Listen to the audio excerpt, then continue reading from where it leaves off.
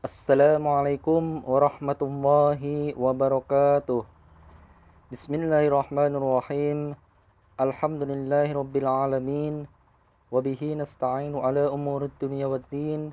Wassalatu wassalamu ala asrafil anbiya'i wal mursalin sayyidina wa maulana Muhammadin wa ala alihi wa ashabihi ajma'in, amma ba'd.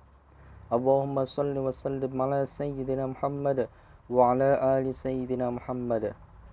Alhamdulillah, pada kesempatan kali ini kita masih berjumpa meskipun tidak dengan tatap muka, yakni dengan pembelajaran daring yang mudah-mudahan bermanfaat, terutama buat teman-teman kelas 7 SMP 2 Cikarang Selatan.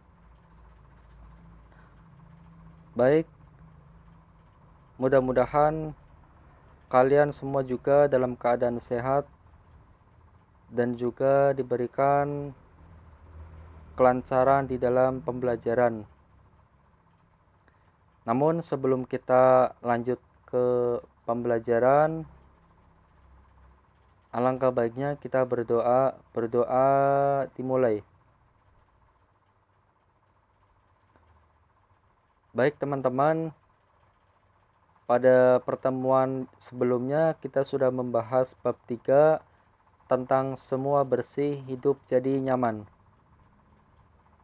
Di antaranya yang sudah kita bahas adalah tentang toharoh, najis, hadas, dan cara mensucikannya. Maka pada pertemuan kali ini kakak akan membahas tentang wudu, tayamum, dan juga mandi wajib. Mungkin istilah ini tidaklah asing bagi teman-teman karena ini sudah menjadi rutinitas di dalam kehidupan dalam melakukan beribadah. Yang pertama adalah pengertian wudu. Wudu adalah sebuah ritual untuk menyucikan diri dari hadas kecil dengan menggunakan media air.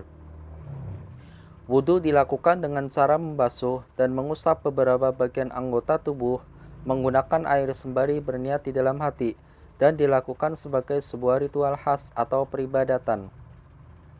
Sebagaimana di dalam firman Allah, A'udzu billahi minasyaitonir rajim. Bismillahirrahmanirrahim. Ya ayyuhalladzina amanu idza qumtum ilas sholati fagsilu wujuhakum wa aydiyakum ilal marafiq wamsahu bi ru'usikum wa arjulakum ilal ka'bain. Al-ayat Sadaqallahul Azim, yang artinya, wahai orang-orang yang beriman, apabila kamu hendak melakukan sholat, maka basuhlah wajahmu dan tanganmu sampai ke siku, dan sapulah kepalamu, dan juga basuh kedua kakimu sampai ke kedua mata kaki. Quran Surat Al-Maidah ayat 6.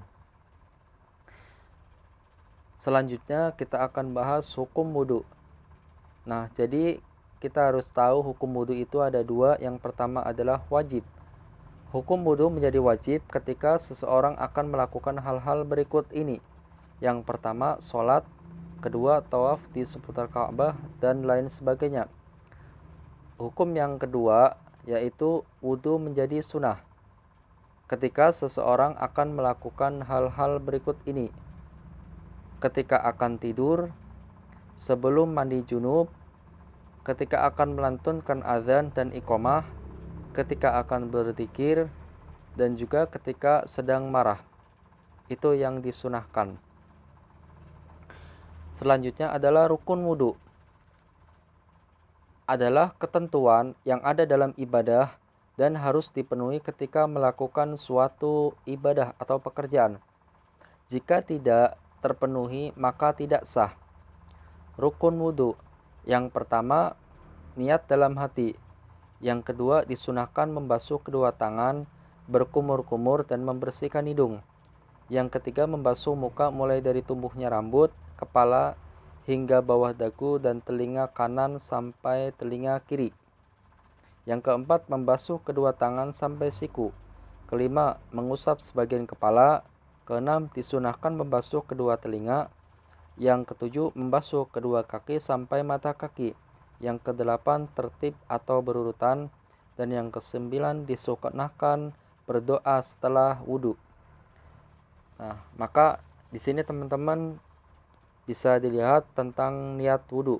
Bismillahirrahmanirrahim. Nawaitul wudu'a li raf'il hadasil asghari fardhul lillahi ta'ala. Saya niat wudhu menghilangkan hadas kecil karena Allah Subhanahu wa taala. Syarat sah wudhu. Yang pertama, Islam. Kedua, tamyiz, yaitu mampu membedakan mana yang baik dan mana yang buruk. Yang ketiga, tidak berhadas besar. Keempat, dengan air yang suci dan mensucikan. Kelima, tidak adanya penghalang sampainya air ke kulit dari anggota wudhu, misal seperti cat, getah, oli, dan lain-lain. Yang keenam, mengetahui mana yang wajib dan mana yang sunnah. Hal-hal yang membatalkan wudhu. Yang pertama, keluarnya sesuatu dari kubul dan dubur, misal keluar angin atau buang air kecil dan besar. Yang kedua, tidak tidur yang tidak tetap tempat duduknya. Yang ketiga, persentuhan antara kulit pria dan wanita yang bukan mahramnya dengan tidak memakai tutup atau penghalang.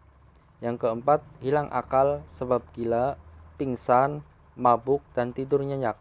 Yang kelima, tersentuh kemaluan dengan telapak tangan bagian dalam atau jari-jari tangan yang tidak memakai tutup. Nah, di sini kita bisa lihat bagan tata cara berwudu. Teman-teman bisa langsung lihat tata cara berwudu yang benar. Yang pertama, berniat. Itu hukumnya wajib. Niat dalam hati. Jika diperlukan untuk menambah konsentrasi, niat boleh diucapkan, misalnya dengan ucapan, saya berwudu untuk sholat menghilangkan hadas kecil karena Allah. Itu. Yang kedua, ini sunnah, membasuh kedua tangan. Hingga pergelangan sambil membasuh tangan, kita niatkan juga untuk membersihkan segala perbuatan kita. Yang ketiga, sunnah juga berkumur-kumur. Yang keempat, disunahkan lagi membersihkan lubang hidung. Yang kelima, wajib membasuh muka sebanyak 3 kali. Yang keenam, wajib membasuh kedua tangan. Yang ketujuh, wajib lagi mengusap seluruh kepala atau sebagian kepala. Yang kedelapan, disunahkan lagi mengusap bagian luar dan dalam telinga. Yang kesembilan, wajib membasuh kedua kaki sampai ke mata kaki. Dan yang selanjutnya adalah disunahkan untuk berdoa setelah wudhu. Selanjutnya kita akan bahas tentang tayamum. Mungkin dari teman-teman sudah banyak yang mengetahui apa itu tayamum. Tayamum adalah bersuci dengan menggunakan debu yang diusapkan ke muka dan kedua tangan sampai siku dengan beberapa syarat yang telah ditentukan sebagai pengganti wudhu atau mandi wajib. Tayamum hanya digunakan untuk 1 kali sholat fardu meskipun tidak batal. Sebagaimana dalam firman Allah, A'udzu billahi minasyaitonir rajim. Bismillahirrahmanirrahim. Wa in kuntum marḍā aw 'alā safarin aw jaa'a ahadun minkum minal ghā'iti aw lamastumun nisā'a falam tajidū mā'an fatayammamu sa'idan thayyiban famsahū biwujuhikum aydikum min. Al-Maidah ayat 6. Dan jika kamu sakit atau dalam perjalanan atau kembali dari tempat buang air atau menyentuh perempuan, maka jika kamu tidak memperoleh air, maka bertayamumlah dengan debu yang baik atau suci. Usaplah wajahmu dan tanganmu dengan debu itu. Sebab-sebab diperbolehkannya bertayamum. Yang pertama, sakit, yakni sakit yang apabila terkena air akan bertambah parah sakitnya. Yang kedua, dalam perjalanan. Yang ketiga, tidak ada air. Yang keempat, air tidak terjangkau. Yang kelima, air tidak cukup. Dan yang keenam, suhu sangat dingin. Selanjutnya adalah syarat tayamum. Yang pertama, sudah masuk waktu sholat. Yang kedua, sudah berusaha mencari air namun tidak menemukannya. Yang ketiga, berhalangan menggunakan air, semisal karena sakit yang apabila menggunakan air akan timbul lagi sakitnya.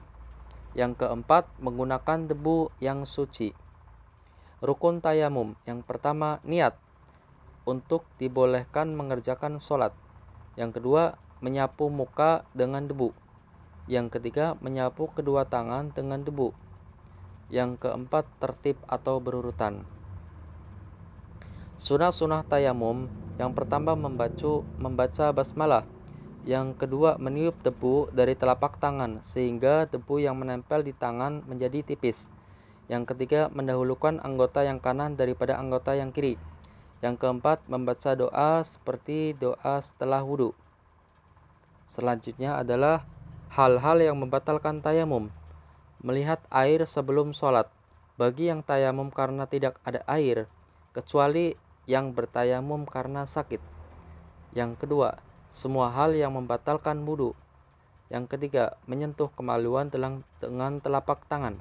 Yang keempat, murtad atau keluar dari Islam. Niat tayamum. Bismillahirrahmanirrahim. Nawaitu tayammuma listibahati sholati lillahi ta'ala. Nah, berikut adalah tata cara bertayamum. Yang pertama, kedua telapak tangan diletakkan pada tempat yang mengandung debu. Yang kedua, kedua telapak tanganmu ditiup atau dikibaskan agar debu yang menempel tidak terlalu tebal. Yang ketiga, usapkan kedua telapak tanganmu ke muka hingga merata seperti mengusap wajah saat wudhu. Yang keempat, kedua telapak tanganmu diletakkan pada tempat yang mengandung debu, seperti langkah kedua. Usahakan tempatnya berbeda. Yang kelima, usapkan kedua telapak tanganmu seperti mengusap tangan ketika wudhu.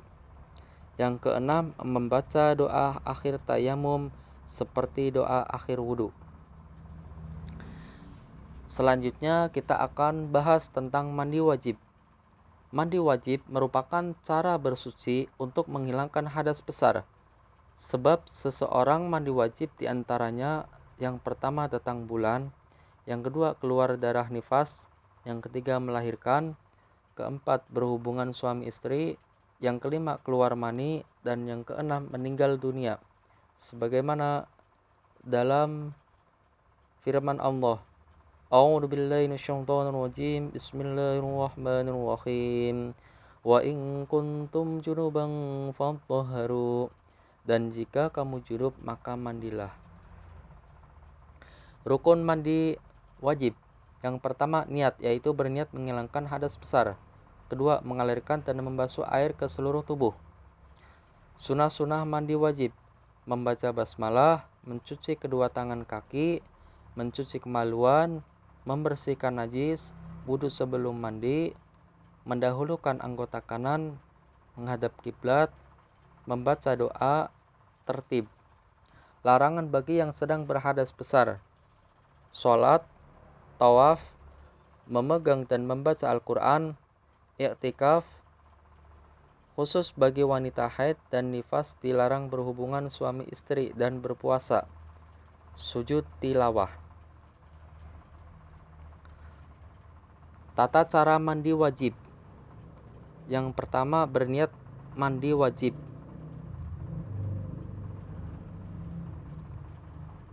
Sebagaimana niat pada bagian di samping. Bismillahirrahmanirrahim. Nawaitul husna li raf'il hadasil akbari fardhul lillahi ta'ala. Aku berniat mandi wajib untuk membersihkan hadas besar, fardu karena Allah Subhanahu wa taala. Kedua, mencuci kedua telapak tangan sambil membaca basmalah dalam hati. Ketiga, membasuh atau membersihkan kemaluan dengan tangan kiri. Keempat, berwudu sebelum mandi wajib. Kelima, menyela jemari tangan dan menuangkan air ke atas kepala sebanyak 3 kali. Keenam, meratakan air ke seluruh tubuh. 7, membasuh kedua kaki. Kedelapan, lakukan wudu yang kedua dan dapat digunakan untuk menunaikan sholat. Yang kesembilan, berdoa sebagaimana doa setelah wudu. Selanjutnya adalah manfaat thaharo dalam kehidupan.